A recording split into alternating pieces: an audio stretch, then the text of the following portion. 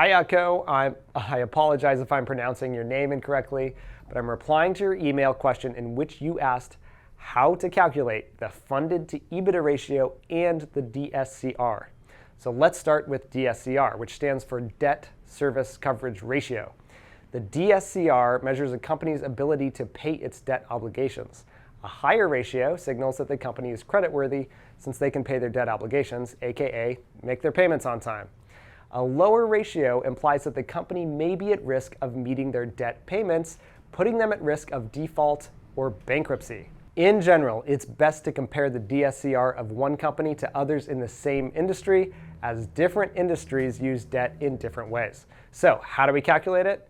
It's simply the net operating income divided by the annual debt obligation.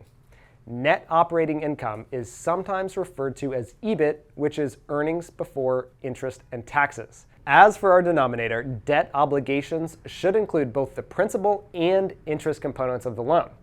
In our course on how to read financial statements, we use Apple's 2018 10K, which you can download at sec.gov. So I am going to use that for our example as well, so you can see how it's different from the other ratios that we covered in that course. All right, let's start by looking up Apple's net operating income, which is labeled as operating income on their income statement. And that is $70,898 million.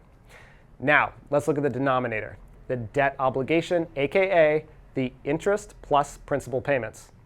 The 10K has an interest expense section on page 27, and that table shows that Apple paid $3,240 million in interest expense. And now for the principal amount, we go to the balance sheet and we find the amount of debt that had to be paid within 12 months. That means we only care about the debt from the current liabilities section. They have $11,964 million in commercial paper, which is a form of short-term debt. And we also have $8,784 million in term debt, just the current portion. Now you divide that out and you get 3x. This means Apple has enough operating income to cover its debt obligations this year more than 3 times over. And that's a good thing. Part 2. Flip this around. All right, now for part 2 of your question, funded to EBITDA, aka debt to EBITDA. This is another leverage ratio that tries to get at how much cash will be available to pay down the debt. But in this case, it's all the debt, not just the payments that are coming due in the next 12 months. So it will be the current and the non-current debt.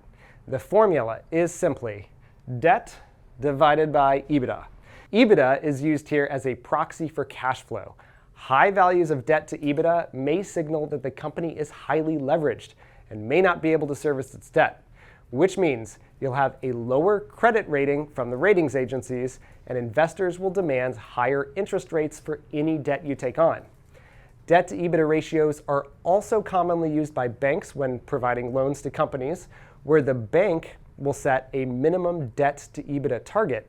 And if the business does not maintain that target ratio, it risks having to pay back the entire loan obligation immediately. Okay, so let's go back to Apple's 2018 10K. We see that operating income is $70,898 million, and then we add to that depreciation to get to EBITDA. Depreciation is $10,903 million, which you will be able to find on the statement of cash flows. Okay, for the debt, we go back to the balance sheet, and under current liabilities, we have commercial paper at $11,964 million, and the current debt at $8,784 million, and the term debt that's non-current is $93,735 million. You divide that out, and you get 0.6 debt to EBITDA ratio. This is well under 1, which means Apple is in good shape. Thank you for this wonderful question, Akko. I emailed you an Excel file that I created to do this math. And as always, please let us know what else we can help you learn by emailing us at questions@paretolabs.com.